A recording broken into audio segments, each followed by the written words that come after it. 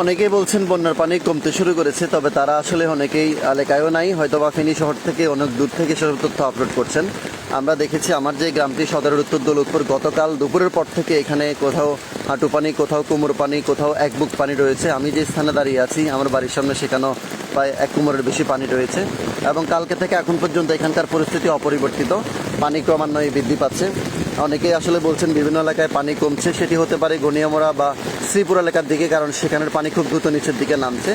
আমাদের দৌলতপুর এবং দক্ষিণ দৌলতপুরের পানি কিন্তু কোনো দিকে নামার সুযোগ নেই, যে কারণেই কিন্তু পানির যে প্রবাহ সেটি মোটামুটি স্থির রয়েছে। আমরা দেখেছি আমাদের গ্রামের যে সাধারণ মানুষ রয়েছেন তারাও বিভিন্ন জায়গায় আশ্রয় নিয়েছেন, বিভিন্ন স্বজনদের বাড়িতে গিয়েছেন, এবং অনেক মানুষ কিন্তু এখনও পানিবন্দী রয়েছেন। আমার যে প্রধান সড়কটি রয়েছে আমার বাড়ির সামনে, সেই সড়কে এক কোমরের বেশি পানি রয়েছে, কোথাও কোথাও সামনের দিকে গেলে বা নিচু এলাকায় এক বুকেরও বেশি পানি রয়েছে। সেখানে আসলে নৌকাবিহীন সাধারণভাবে প্রবেশ অনেকটাই অসম্ভব হয়ে দাঁড়িয়ে পড়েছে। এবং গতকালকে থেকে একটা জিনিস দেখেছি আমরা, যে আমরা সারা বছর সাধারণ মানুষের জন্য কাজ করি, বিভিন্ন নেতাকর্মীদের, বিভিন্ন সংগঠনের কত শত ধরনের নিউজ আমরা করি, কিন্তু আমরা যখন বিপদে পড়লাম এদের কারো দেখা নাই। সেসব বিশাল বিশাল মানবিক মানুষদের কোনো দেখা মেলেনি এই সদরের দৌলতপুরে। এবং অন্যান্য যেসব এলাকায় মিডিয়ারা রয়েছে, এবার যেহেতু সদরের দৌলতপুরে কোথাও বেড়িবাঁধ ভাঙেনি, শুধু প্লাবিত হচ্ছে, ডুবে আছে, যে এলাকায় মিডিয়া থাকে সেই এলাকায় মূলত হচ্ছে নেতাকর্মীদের আনাগোনা বেশি থাকে, সহযোগিতা বেশি থাকে। সুতরাং কারণ মিডিয়াতে কাভারেজ করাটাই মুখ্য উদ্দেশ্য, মানুষকে সহযোগিতা করা মুখ্য উদ্দেশ্য নয়।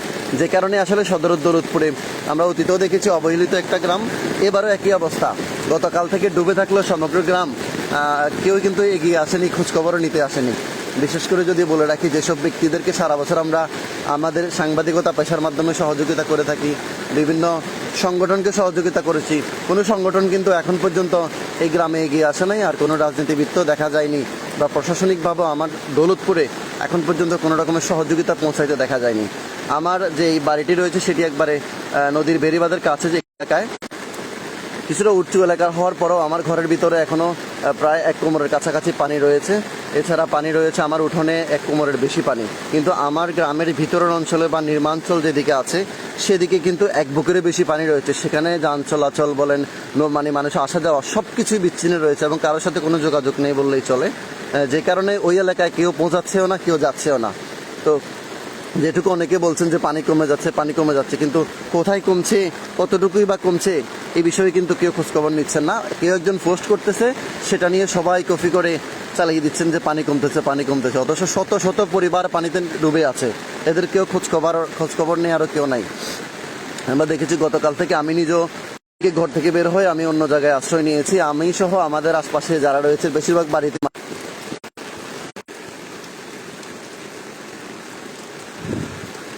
আমার বাড়ির আশপাশের বেশিরভাগ বাড়িতেই কিন্তু প্রচুর পরিমাণে পানি রয়েছে, এবং বেশিরভাগ মানুষই কিন্তু বিভিন্ন স্থানে সরে গিয়েছেন।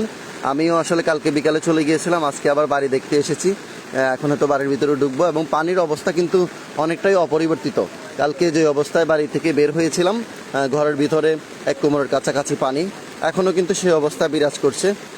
কিছুটা পানি কমলেও কিন্তু পানির যেই কমার যে সম্ভাবনা সেটি খুবই কম, সর্বোচ্চ 2 থেকে 3 ইঞ্চি পানি কমেছে, এর বেশি আসলে পানি কমেনি। অনেকে বলছেন পানি কমছে, এটা আসলে অবান্তর একটি কথাবার্তা। নির্দিষ্ট এলাকায় পানি কমছে, কিছু এলাকায় হতে পারে সেটা ঘনিয়ামোড়া, হতে পারে সেটা শ্রীপুরের দিকে, ওইসব এলাকাগুলো বেশি উঁচু, পানি দ্রুত নেমে যাচ্ছে। কিন্তু দৌলতপুর একটু নিচু অঞ্চল, যে কারণে এখান থেকে সহজে পানি সরছে না। যেহেতু বৃষ্টি চলমান রয়েছে বা অব্যাহত রয়েছে, পানি আরও 2 দিনও কমে কিনা সেটি নিয়েও আসলে সন্দেহ প্রকাশ করা যাচ্ছে। তো সবাই ভালো থাকবেন, আমাদের জন্য দোয়া করবেন, আল্লাহ যেন আমাদেরকে নিরাপদ রাখে, সুস্থ রাখে, এবং এই বন্যা কাটিয়ে উঠতে পারি। 24-এর ক্ষয়ক্ষতি তো সব কিছু শেষ করে নিজেদেরকে একটু দাঁড় করানোর চেষ্টা করেছিলাম, 25 এসে আবার সব কিছু ধ্বংস করে দিয়ে যাচ্ছে। তবু আপনারা দোয়া করবেন, আল্লাহ যেন আমাদেরকে ভালো রাখে।